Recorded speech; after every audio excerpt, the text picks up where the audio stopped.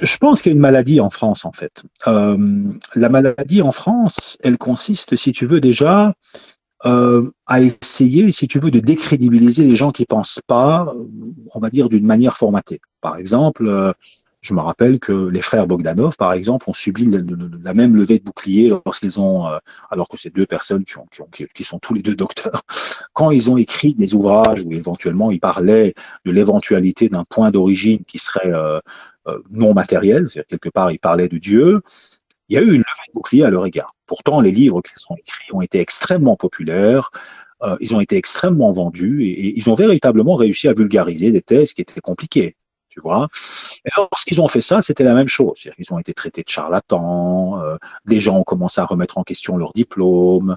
Euh, et je pense que c'est aussi ça le frein qui empêche la France d'évoluer. C'est-à-dire qu'à partir du moment où quelqu'un est un peu novateur, qui vient avec une éventuelle quelque chose de nouveau, où il essaye de proposer quelque chose de nouveau, soit un discours qui sort un tout petit peu les gens de ce qu'ils sont habitués à entendre.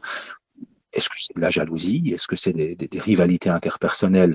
Je ne sais pas, mais j'ai comme l'impression que même les gens qui sont bradés de diplômes, lorsqu'ils viennent avec des thèses qui ne sont pas nécessairement celles qui sont véhiculées par un ensemble de gens qui pensent représenter, si tu veux, la norme, ben inévitablement, il y a une sorte de levée de bouclier à l'égard de ces espèces de moutons noirs.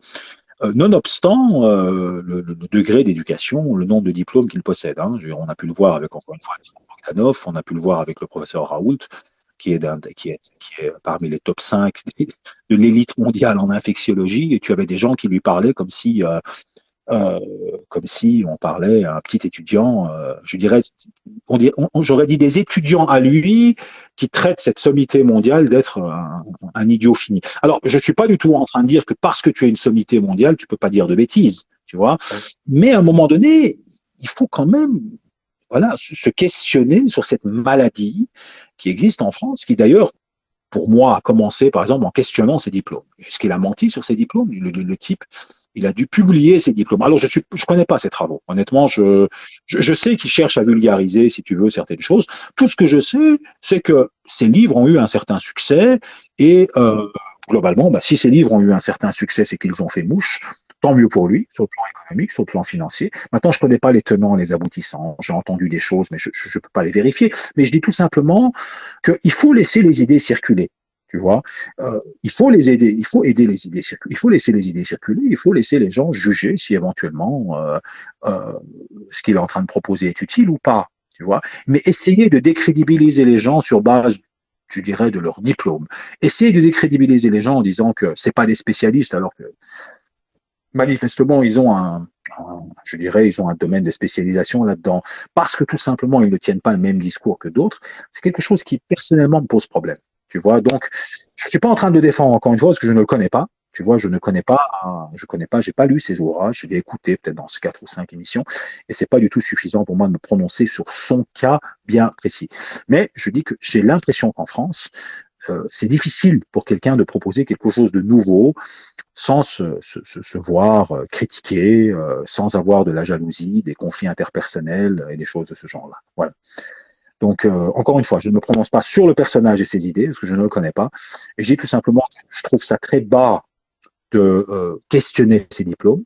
À partir du moment où la personne dit qu'il y a ses diplômes ont été publiés, voilà, c'est exceptionnel d'avoir 3 doctorats en si peu de temps. Ça prouve quand même que le garçon euh, a quand même quelque chose d'intéressant déjà. Il commence par quelque chose qui n'est pas très commun déjà. Donc voilà. Donc il faut commencer par ça. Donc, pourquoi est-ce que vous questionnez les diplômes des gens déjà? Tu vois. Donc et puis ensuite, si on n'aime pas ce qu'il écrit, on peut tout simplement dire voilà, moi j'aime pas ce qu'il écrit. Tu vois.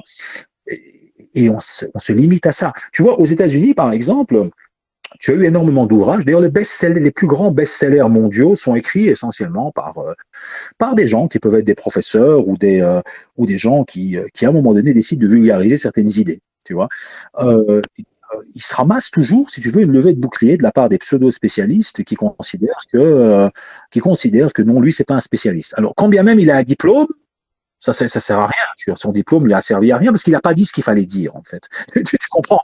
Et donc voilà, je pense qu'à un moment donné, euh, il faut pas, si tu veux, juger les gens sur base d'uniquement un diplôme qu'ils ont ou qu'ils n'ont pas. On juge le contenu de ce que les gens proposent. Si à un moment donné, ce contenu peut aider certaines personnes à comprendre leur environnement, se comprendre eux-mêmes euh, mieux, bah, tant mieux. Il faut laisser ce genre de choses, il faut laisser les idées circuler tant qu'elles ne contreviennent pas, si tu veux, à la loi, proprement parler. Voilà, moi, ça, c'est mon opinion. Donc, encore une fois, excuse-moi d'avoir répondu à côté, tu vois, mais voilà, je pense qu'à un moment donné, il faut aussi remettre un peu les pendules à l'heure et lorsque des gens écrivent des bouquins, ça devient des best-sellers mondiaux. Je me rappelle encore une fois, tu sais, c'est aussi par, je sais pas, moi je suis un peu plus dans le monde anglo-saxon, tu vois, euh, tu as un thérapeute qui s'appelle Jordan Peterson, si tu veux, aux États-Unis, qui vit au Canada, qui a écrit un livre qui est devenu un best-seller mondial. C'est-à-dire, c'est même pas devenu c'est le livre, il a vendu plus d'ouvrages que n'importe quel autre ouvrage cette année.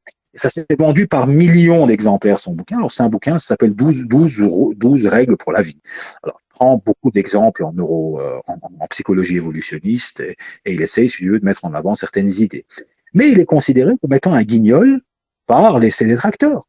Tu vois, alors que c'est manifestement pas un guignol, tu vois. Et son livre, apparemment, a été acheté par des gens, c'est-à-dire que les gens ont été payés son livre, parce que son livre émet des idées, des thèses qui sont très intéressantes et qui aident beaucoup de gens. Alors, au nom de quoi tu dis que c'est un guignol, mis à part une posture idéologique, ou alors un conflit personnel, ou alors le fait que tu ne l'aimes pas toi personnellement. Enfin, tu comprends ce que je veux dire. Je veux dire, à un moment donné, il faut arrêter, si tu veux, soit la personne c'est pas un spécialiste, soit il n'est pas compétent. Tu comprends. Donc quand quelqu'un cherche à vulgariser des thèses un peu plus compliquées, il faut respecter ce travail. On a besoin de ça aujourd'hui. Tu sais, on est dans un monde qui est devenu de plus en plus spécialisé. Et en fait, finalement, les gens ne s'intéressent plus trop, en fait, si tu veux, à ces questions, parce que on est là face à des gens qui viennent avec des espèces de discours très techniques qui n'intéressent pas les gens. Donc, à un moment donné, tu dois pouvoir traduire ce discours dans le réel et dire qu'est-ce que ça veut dire. Donc, si toi, tu arrives avec des thèses par rapport aux neurosciences et tu arrives à expliquer comment tu peux mettre ça à ta disposition pour éventuellement améliorer ton rapport à ce qui t'entoure, bah, tant mieux, tu vois, même si éventuellement son travail peut être critiqué, mais voilà, il faut reconnaître le fait que le besoin de vulgarisation est un besoin qui est là, et il faut, si tu veux, le prendre en considération.